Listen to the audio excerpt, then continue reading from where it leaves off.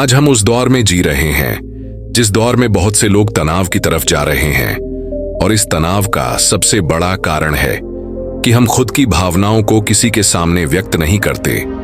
इसी कारण हमारा तनाव और बढ़ जाता है। इस कहानी के माध्यम से हम समझेंगे कि अपने तनाव को पहचानना और उसे दूर करना हमारे लिए कितना जरूरी है। शुरू करते हैं आज की कहानी। अमन नाम का एक लड़का था जो कि बहुत कम बातें किया करता था।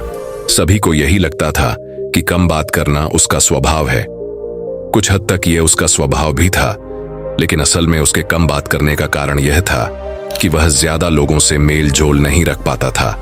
इसी कारण वह खुद ही लोगों से दूर होने लगा था। उसके जीवन में ऐसा कुछ भी नहीं था जो उसे उत्साहित करता था। धीरे धीरे सभी लोग उसकी जिंदगी से जाते रहे और वह अकेला सा पड़ गया। अब उसका काम से भी मन हटने लगा। वह जितना भी काम करता, ऐसा लगता कि उसके लिए एक मजबूरी है।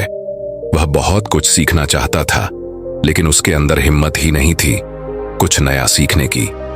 उसे गाने सुनना बहुत पसंद था, लेकिन धीरे धीरे उसका यह शौक भी कम हो गया। उसे चारों तरफ निराशा दिखती थी।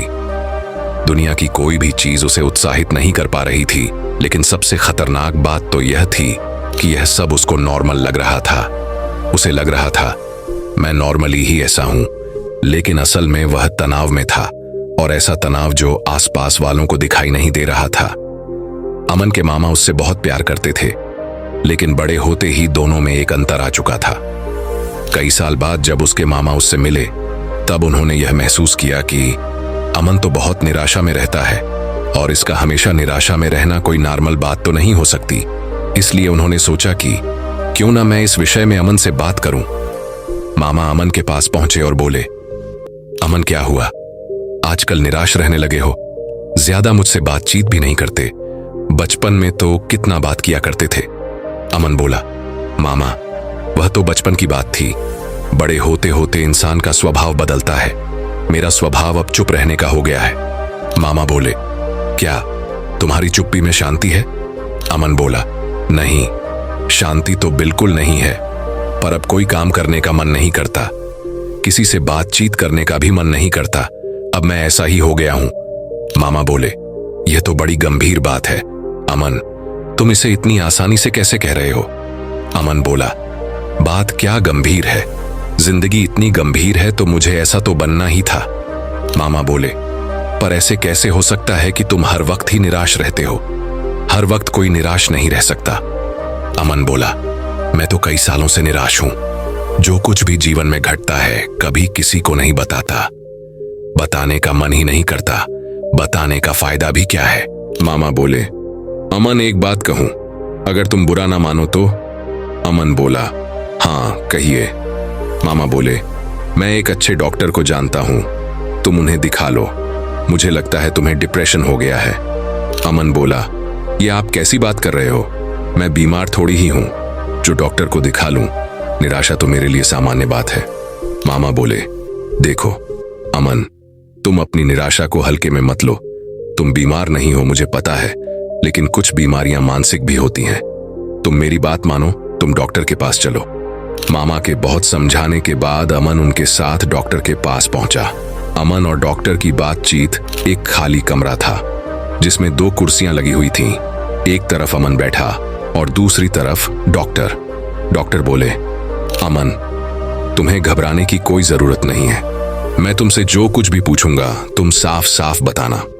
अमन बोला, जी बिल्कुल, मैं ठीक हूं तो मुझे घबराने की वैसे भी जरूरत नहीं है। डॉक्टर बोले, अमन ये बताओ तुम्हारे जीवन में कुछ तनाव है? अमन बोला, मैं इसे तनाव तो नहीं कह सकता, पर मैं हमेशा निराश रहता हूं।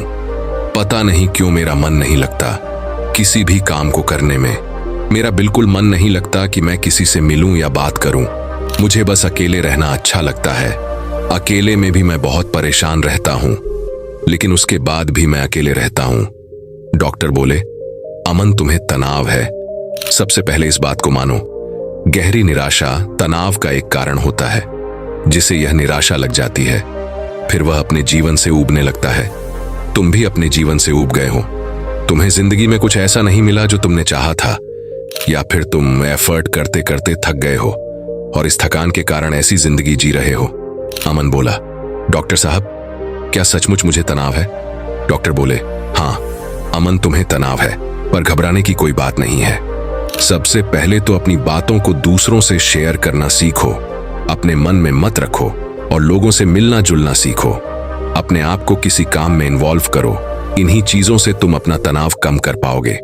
बाकी अगर दवाइयों की जरूरत होगी तो मैं तुम्हें वो दूंगा। अमन बोला, हाँ डॉक्टर साहब, आप ठीक ही कह रहे हो, मुझे खुद को बदलना चाहिए।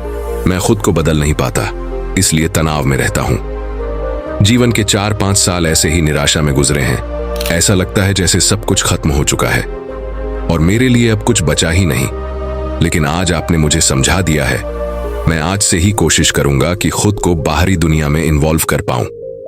अमन ने डॉक्टर की सलाह मानी और धीरे धीरे से तनाव से बाहर निकलना शुरू किया। यह कहानी हमें यह बताती है, जो भी हमारे भीतर हो रहा है उसे पहचानना बहुत जरूरी है। कभी कभी ऐसा होता है कि हम लंबे वक्त से तनाव में होते हैं, लेकिन हमें यह सामान्य लगता है। इसीलिए इन बातों को सामान्य न माने, लोगों से इस बारे में बात करें और अपनी मदद करें। और मुझे सब्सक्राइब करना मत भूलना।